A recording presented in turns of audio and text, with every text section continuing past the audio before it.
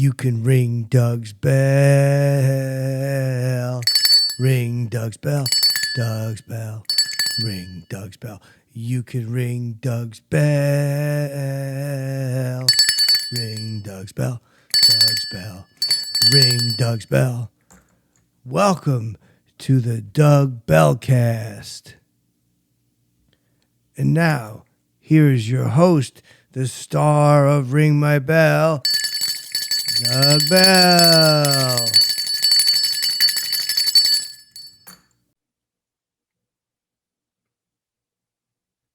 Welcome. Welcome to the Doug Bellcast. Doug Bell, Ring My Bell. Notice anything? Got myself some new duds. Gonna go out, do a little dancing, maybe meet a special young lady. But you know, it's funny, man. I was watching the boob tube before, and I try not to get too like glued into it. You know what I mean? Because I like to read maybe. Hold the boob tube. I try not to get too crazy on. So I'm watching. I see Kevy Hart. I see Kevy. And I know Kev Hart a while. He's doing a movie, he's acting, and I'm thinking it was a cop movie, him and somebody else. I think I would have been really good in that. Like I would have been fucking Hart and Bell. It would have been crazy, right? Because I know this way back. I know him. There's one time he was new in the business, and he's on stage, and we threw a phone book at him. It was crazy. O'Neill, Keith Robertson, Kells Bells, and I don't know if Quinny was there, but Kev Hart goes on stage, he's doing his act, and we throw a phone book. It was crazy. People are like, Bell, what are you doing? It was, I think. I don't know if it was who threw it. It was one of us. I mean, one of us threw it. Might have been O'Neill. I don't remember. He comes upstairs. I was sitting at another table in the back. Like I said, I didn't sit with the comedians. I didn't need the the bullshit that came with it. The joke fights, blah blah blah. So I'm sitting at the other table, and yeah, that's right. And then O'Neill comes up, and a couple of the other characters, and I go, it's so funny. They're all laughing. And I'm like, what's so funny? And then nobody heard it, but I think I heard later someone's like, yeah, O'Neill threw a phone book or some shit like that. So it was one of the things that we just did. And I heard about it. So it's the next night, I bring a phone book to the show, and I'm not in the lineup or anything, but I bring a phone book and I walk up to the table. O'Neill's there, bunch of guys, Kev Hart, and I hold up the phone book and I'm like, all right, guys, we know what, I think I said something really funny, like, I better call AAA, Kev, I did something like that. And so Hart goes on stage. I walk down with the phone book, right? And I'm standing where he could see me. And I know he's looking like, oh, God, what's Bell going to do? Boy, because I had to, I'm ringing it. He's on stage. I'm ringing it. It's crazy. I didn't even have the show yet, but, my last name is Bell, so I'd always bring my Bell with me. And I'm holding the phone book up and I'm shaking it in the back, And I'm acting like I'm going to throw it. And the waitress came over. She's like, sir, you can't stand here. I'm like, it's me, it's Doug Bell, but she was asking me to leave, I mean, I had to, again, I wouldn't say I was the most sober. So as I'm leaving, I took the phone book, I just threw it, and Hart had just walked off, so I think it was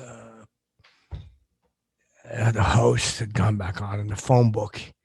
I think I hit some woman in the back, the small of her neck, and she spilled her drink or whatever. Anyway, she got like all PO'd and whatnot. But it was crazy. It was like that's what we would just do. They would just bust each other's stones. Like it was so, and you know, and so I seen because I'm trying to get this whole thing together, like with Kev Hart. Like I think it'd be so funny. Like I mean, who wouldn't want to see like a Hart Bell tour? Like how fucking crazy would that be, right? Like I can't even paint a picture how crazy that'd be. So I'm reaching out to his people. It's also fucking like political, who they even call back anymore. You know, all of a sudden, like, hey, you know, but a couple of cards would be the tour, right? You'd have my picture, you have Kev Hart, and you know, it would be like a couple of cards, and it would be like the Joker, like I'd be the Joker, and he'd be the King of Hearts. So a couple of cards, the Joker and the King of Hearts. And I've been trying to get that tour going because I'm like, who wouldn't want to see that, right? And I went, like, I went and saw him at the Garden last year. I thought they were going to comp my tickets, but there was some, whatever. A lot of times it's just such bullshit. And it's like all the agents and stuff. And I don't want to get anybody fired by like telling Kev Hart that. So I just kind of paid for him. But I brought a phone book with me. I was like, I'm going to bring back some memories. He's going to go fucking crazy when he sees this. But so I'm back. I'm like the 19th row. But I got the phone book and I'm holding it up and I'm just screaming like, the phone book, look at the Kev. You know, I get the bell. I'm like, look at the phone book. I'm screaming it. People are I'm sorry.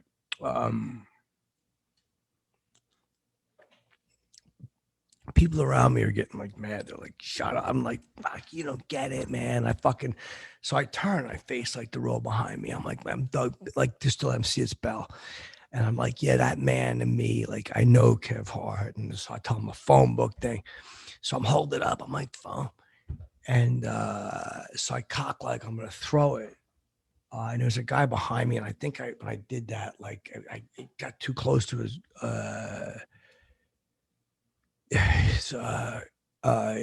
wife's face, like the phone book got too close to her face. So whatever, it got physical, you know. But I'm screaming as they're pulling me out. I'm like, I know Kev. And he got like quiet because like people could hear there was a commotion. I'm screaming. I'm like, it's me, it's Bell. So we'll see, man. But he's gonna be so pissed at that security guard when he finds out like that guy messed up the gag I had. It was gonna be so funny. The phone book, I was gonna throw it on stage at the Garden, and he was gonna bring me up, and it was gonna be like this reunion. And I was gonna like pitch the idea, like to tell the crowd, like couple of cards, you know. And they were doing crazy, man, like 18,000 people. But you know, those old guys, you know, Kev Hart's a good kid, but you look at like you know, there was another one like the Comedians of Comedy. Like, I mean, I should have been a part of that, but I think I was in Trenton. Like they shot that for a couple of years. I think I was in Trenton doing some gigs. But like you look at like Patton Oswalt. Like I know him for forever. And I went and seen him in he was in Portland. And this is when I was in my little hiatus. And you know, I went to see him and I'm like you know, I'm like, hey, it's Bell. Well, first, wait, I met him like way back, like probably a couple years before that, like maybe 2003. And I walked right up to him, you know, because he was like doing something. I walk up, I'm like, hey, Doug Bell, I'm glad to meet you, blah, blah, blah, because I'll talk to anybody. And he goes, hey, I'm like, you call me Bell. And he goes, all right, Bell. He goes, call me Pat. So I called him Pat, you know. So anyway, you know, we kind of became like fast friends and blah, blah, blah. I didn't see him for like maybe 14 years, but I walk up to the stage door. I'm like, tell Patty that Bell's here. So they say like he's sleeping, but I'm like, well, showtime's in a few minutes. So they bring me back, where I tell him I got to use the bathroom. It's an emergency. Anyway, I see the dressing room. I'm knocking on. I'm like, Patty, open the dressing room door. Because like I knew he's gonna be so like angry when he finds out like that they were like not putting me in through to see him. And he brings me in the back, and he's got like family back there and stuff, and they're having like this like family thing. So I'm like, this is gonna be perfect, like, you know what I mean? So like, he's like, hey, what do you just want to say hello? And the manager's like, all right, he's got to get ready for the show. But I'm like, dude, I'm trust me, like I'm family here. So I'm like, right, Pat? And he's like, yeah, stay.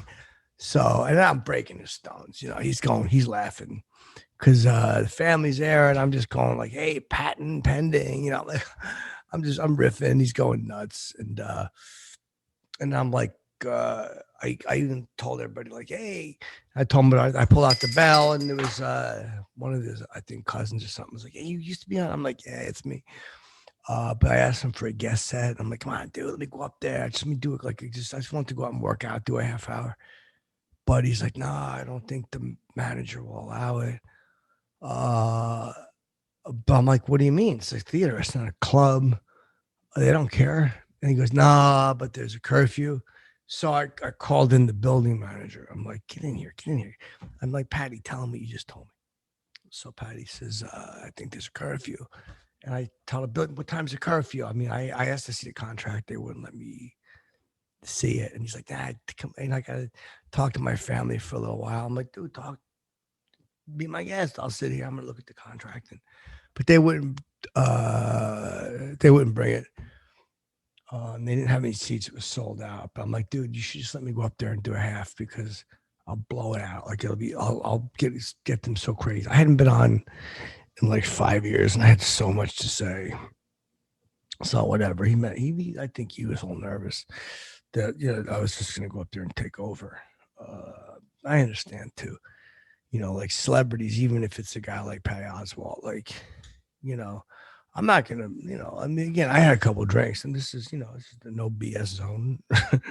No BS, no BS. So I was a little bit, again, I was tipsy. But I was sitting in the back eating food, just joking. And I finally I didn't get to see the show because they didn't have any seats. And then they're like, yeah, he's got to get ready. And he's like, yeah, I'm going to tell you, Bell. So I'm like, all right, I'll catch up with you. We left, just busting stones. But yeah, Patton Oswalt, he's a good dude. He loves me. And celebrities get so like this. I talk about it just to like blow the lid off of Hollywood, right? Like Robbie DeNiro, everybody loves Robbie DeNiro, right? I met him a bunch of times, but I was in LA, and he's coming out of Nobu, right? And there's a bunch of bushes and shrubs, and it's like nobody sees him. They don't see him. He's got like a hat on. He's with like a friend, and nobody's looking, right? So I see him, and I'm like, yo, you talking to me? You talking to me? And like, I get the bell, right? I'm like, you talking to me? And I'm ringing the bell, and I'm like, the people starting to look down. I'm like, look who it is. Because like, I figure he's probably like so mad that no one's talking to him. Like no one's talking to him. So he's probably like pissed. He like probably wants people to come over. So I'm like, you talking to me? I'm being like, it's funny. Like this guy behind me is cracking up. Robbie runs back inside. But I think he was just like, he was looking for a pen so he could sign some autographs or something. But I was a fan of his like movies and stuff. So I always had a script of me that I wrote. It was like where I played a detective. And so I follow Robbie back in, right? And he walks into the bathroom, and he's like kind of like, I think he was like freaked out by the fact that no one was talking to him. So I walk in, I got my script. I'm like, Robbie, please, let's do it. He's like, nah, I can't right now. So I'm like, dude, just trust me. I start doing like a scene from the movie, where like I'm the rogue cop, and like there's they take my gun and my badge, but I'm gonna solve the case anyway. And then Robbie's like, look, I gotta go, and I'm like, so I'm feeding them lines, like I'm saying like I go like you can't tell me, fucking Sergeant, something like that. And his line is, "You get out of here, Bell." Like that was my name, Bell. I gave myself my own name in my movie. Get out of here, Bell. So Robbie says, "Get out of here, Bell." And I do the scene, and it's he had that line. My monologue is like 3 pages, so it probably took like 10 minutes. I locked the door. People trying to get in the bathroom. I'm just doing this fucking great monologue, and I could see Robbie DeNiro's getting like choked up. He's getting like into it. But they finally, like, they came, like their manager used a key or something to get in, and they pulled me out of there. But I'm like, fucking Robbie is gonna be pissed. Like I knew that DeNiro was gonna be so mad if he knew, because I wanted to run the scene again. Like, yeah, my lines were so good. He's like, get the hell out of here, Bell. But he did it so good. He's such a good actor, But Robbie DeNiro was fun. We did that little acting scene, and I seen him again after that. And I'm like, dude, give me a number, because I wanted to like try to connect and make connections when I was out in La La Land. But I don't think you heard me. But I was like, give me a number. Come here. He was stopped at a light, and I'm standing. I'm walking. And I got groceries in my hand. I'm screaming, "Get DeNiro, get in there, give me a number." But he looked, and I don't think he recognized me because I was holding like a fucking King Cullen bags. I don't think he heard me. But anyway, I mean, those are a couple great stories, right? Like, how is Netflix not putting me on and letting me just talk? Like, we got, Patton Oswalt, Kev Hart, Robbie DeNiro. I mean, that's what this podcast is. But listen, thanks, all the people supporting it, going viral, and checking out the new duds. Cowboy Battle here to save the day. But just remember, hey, fly wild and stay gold. You can ring Doug's bell. Ring Doug's bell. Doug's bell. Ring Doug's bell. You can ring Doug's bell. Ring Doug's bell. Doug's bell. Ring Doug's bell.